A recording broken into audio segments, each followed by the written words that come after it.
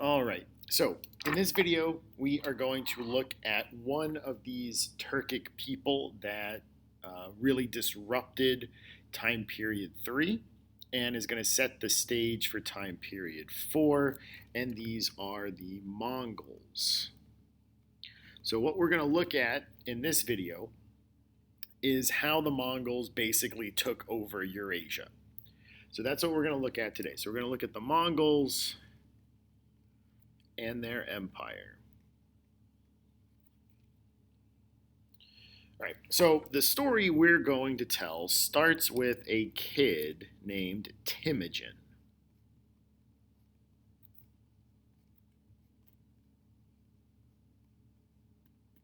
It starts with this guy named Timogen.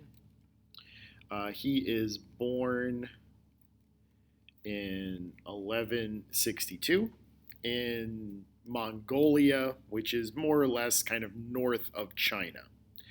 So there really weren't borders of Mongolia. So he was kind of born somewhere in Central Asia, probably north of China.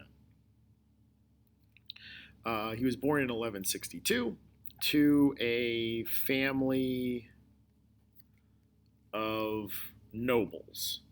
Now remember that in Turkic societies, being a noble wasn't that big of a deal, and it was pretty easy for a noble to become a commoner again and for a commoner to become a noble. But Timogen's family were nobles. Now, being a noble wasn't necessarily a ticket to a good life, and in fact, early in his life, Timogen's father was assassinated,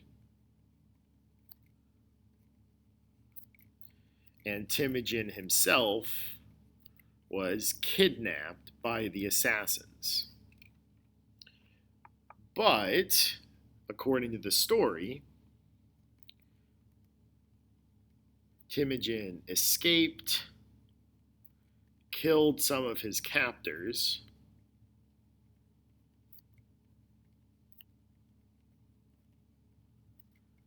and came home to tell this story.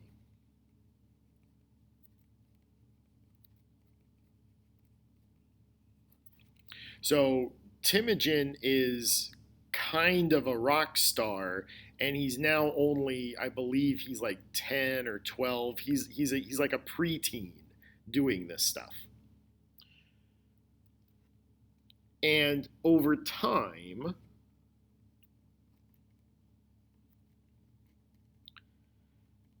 Timogen himself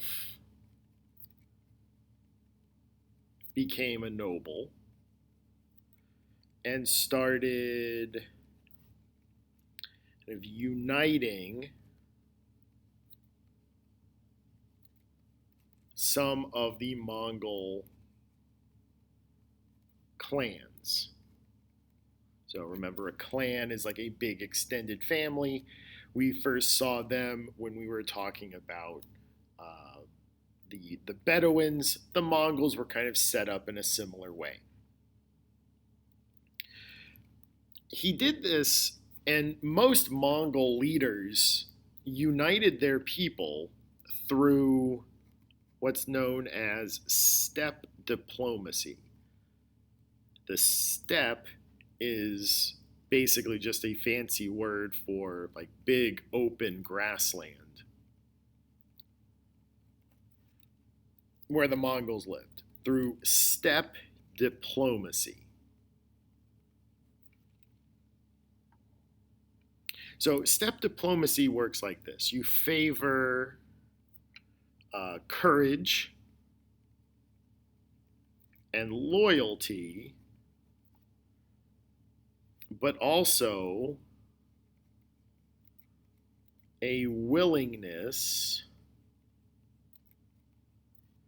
to betray your allies for stronger allies.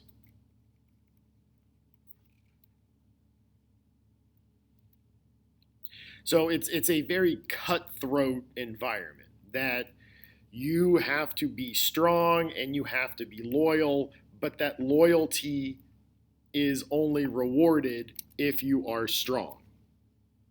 So if you are militarily strong, then your courage and your loyalty are rewarded. But if you are viewed as weak, then your loyalty will be betrayed. It's very cutthroat, but again, remember, this is a very difficult existence, and really only the strongest people survive in it anyway. So Timogen is an expert at this steppe diplomacy stuff, and he manages to unite all the Mongol people under his rule, and he is elected by the clans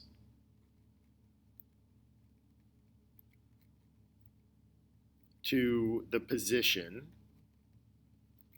of Genghis Khan. And that is what we know this guy as. Now, his name is Timogen. His title is Genghis Khan, which in the Mongol language is kind of translated as universal leader. Genghis Khan is not his name. His name is Timogen. His title is Genghis Khan. You might see it, and I think your book refers to him as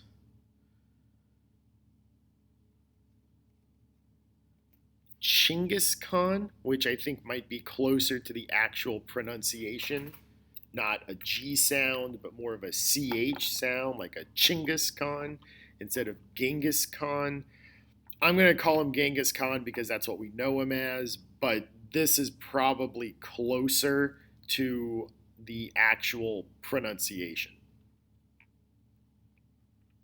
So Genghis Khan then goes about reorganizing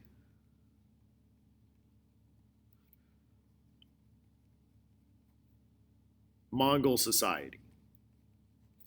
So Genghis Khan reorganizes Mongol society and the Mongol military, mostly because he had a bad experience with it. Like his dad was assassinated as a result of the way the Mongols set things up. So Genghis Khan goes about reorganizing it.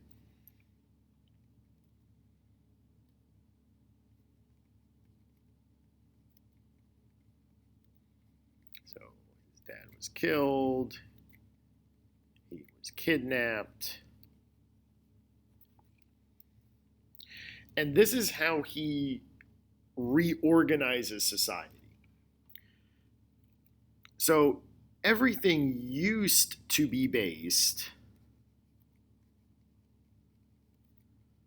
on your clans. So you lived and fought with your clans, which means that you are loyal to the leaders of your clan because they're the ones who are, one, the leader of your family, and two, the leader of your military group. So you're loyal to the leaders of your clan, which can, in Timogen's experience, that can lead to betrayal and death. So what Timogen does, what Genghis Khan does, is he mixes all the clans together. So that now your loyalty is to him alone. You are now mixed up with people from all the different clans, and there's no one person in particular that you're loyal to other than Genghis Khan. He's also going to start promoting people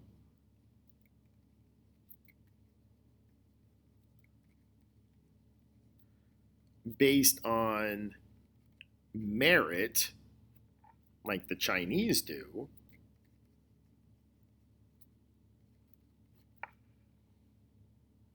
rather than your family ties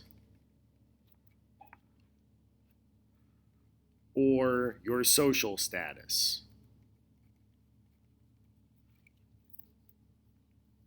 This is universally a better idea because if you promote people on merit, you are getting the best people, the smartest people, instead of just the best connected people.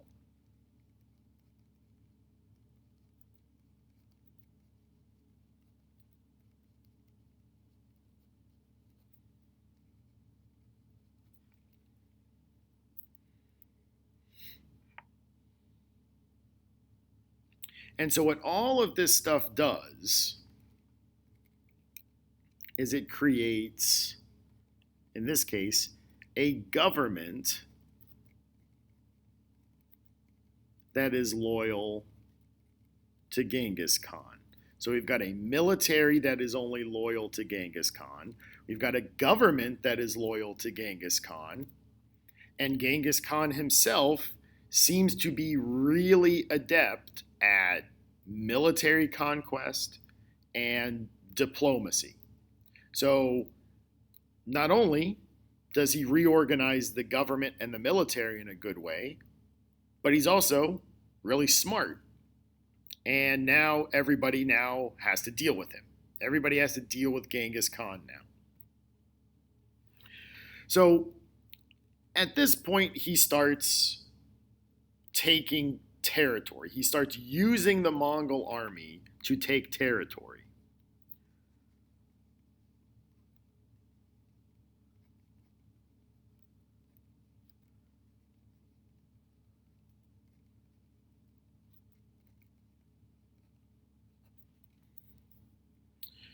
So before we start talking about where he goes and who he takes over, let's talk about some of their tactics.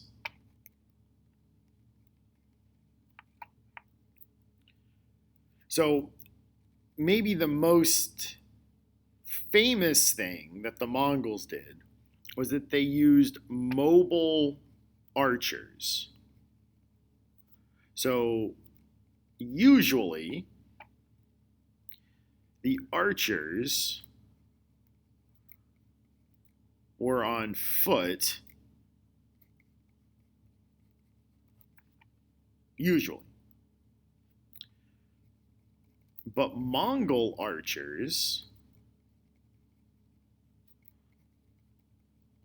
learned how to shoot while riding a horse. Which, if you've ever ridden a horse, means that you've got two hands on the bow and no hands riding the horse. So they had to be really good at riding horses and really good archers to be able to do both of these things at once. But once you get good at it, you can attack really fast and get away before anyone can stop you.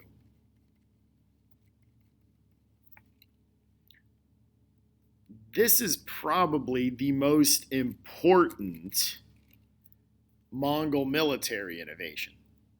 is the fact that they had their archers on horseback, which made them virtually unstoppable. They were super fast and they could attack you from a distance and then get away before you could do anything about it. But the other tactic that is probably more infamous about the Mongols is their use of psychological warfare.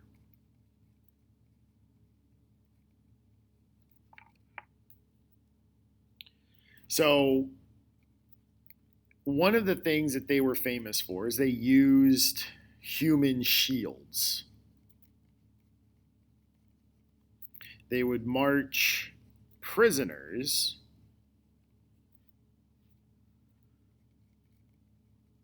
in front of the army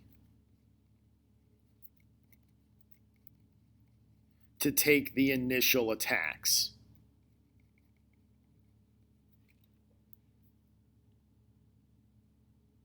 Ruthless, but smart.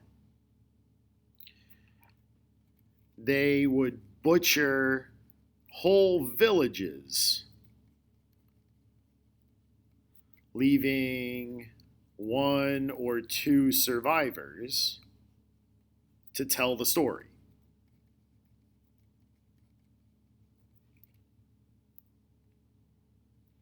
They would catapult dead bodies over city walls.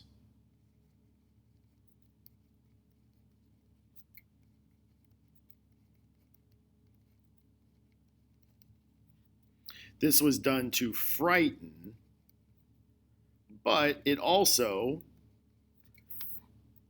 inadvertently spread disease. They didn't mean to do that. They weren't trying to spread disease, but, dead bodies spread disease. A lot of these tactics were meant to scare people. Most of these tactics were used to scare people to get them to surrender before the Mongols had to fight.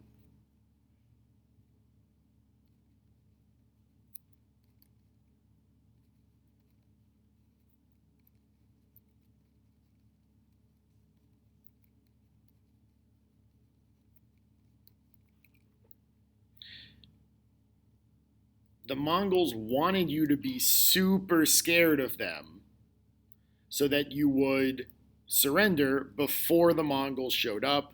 And the reason for that, the secret that no one really knew about the Mongols, is that there were actually very few Mongols. There just weren't a lot of them. And so the point of all of this psychological warfare, was to scare people into surrendering so that the Mongols didn't have to fight, because they couldn't really afford to lose a lot of people, because there weren't, let's not say very few, but there were actually not as many Mongols as you might expect. Their reputation was scary, and they were expert fighters, but they couldn't really afford to take losses. So they wanted people to surrender before they actually had to fight the Mongols. They'll fight you. They like to fight, but they didn't want to take heavy losses, so they tried to get people to surrender before the fight even started. So let's talk about where they went. So Genghis Khan first turned his attention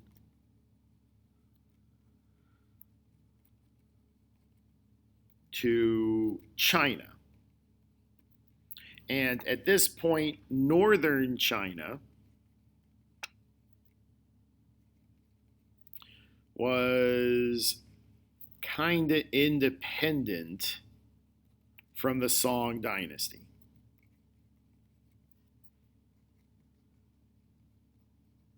And so the Mongols took it over.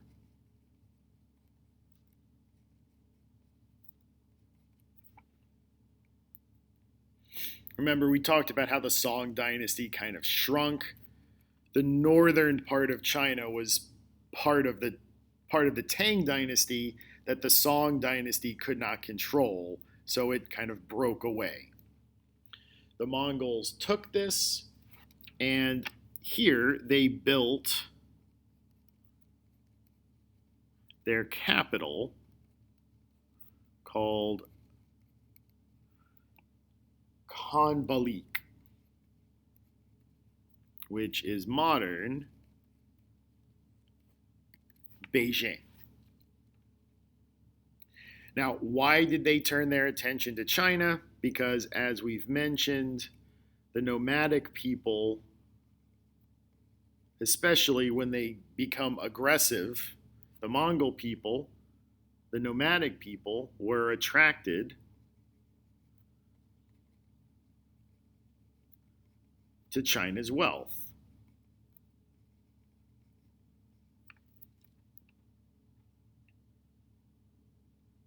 We've seen this before. This is what the Xiongnu did. This is what the Huns did. This is what the Vikings did. So it's not really that weird. This is just what the Mongols did. They were attracted to the wealth of China and they wanted to take it for themselves. Then, after they've kind of established themselves in northern China, they sent ambassadors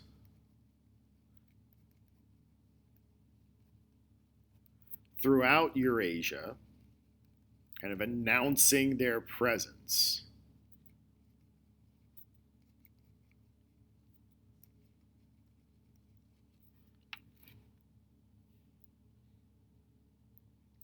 And some of these ambassadors were sent to Persia.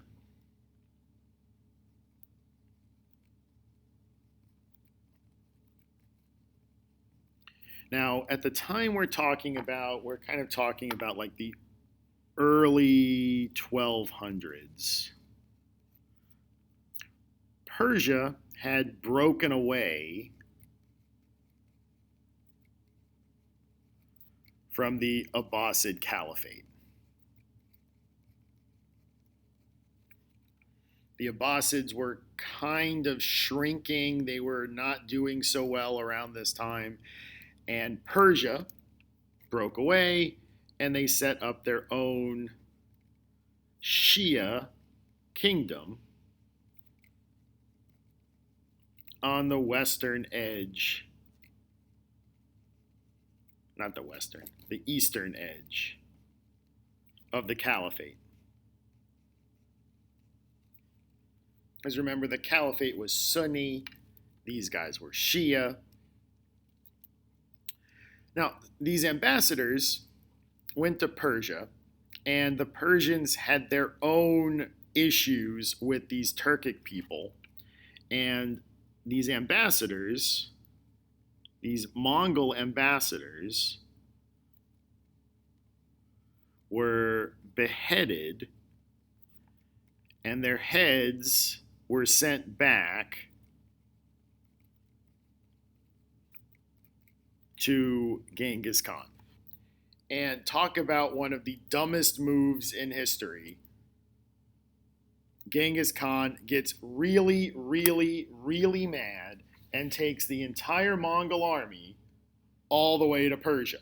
So they basically cross most of Eurasia to get to Persia. When they get there, they destroy everything. Genghis Khan and his army just level Persian cities. They level Persian cities. They killed hundreds of thousands of people.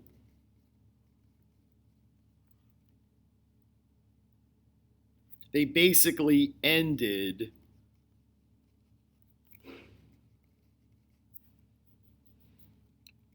like 1,200 years of Persian administration.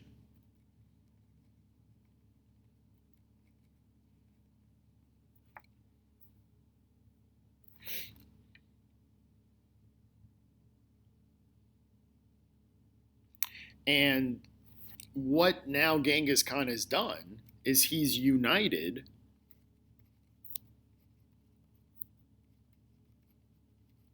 Eurasia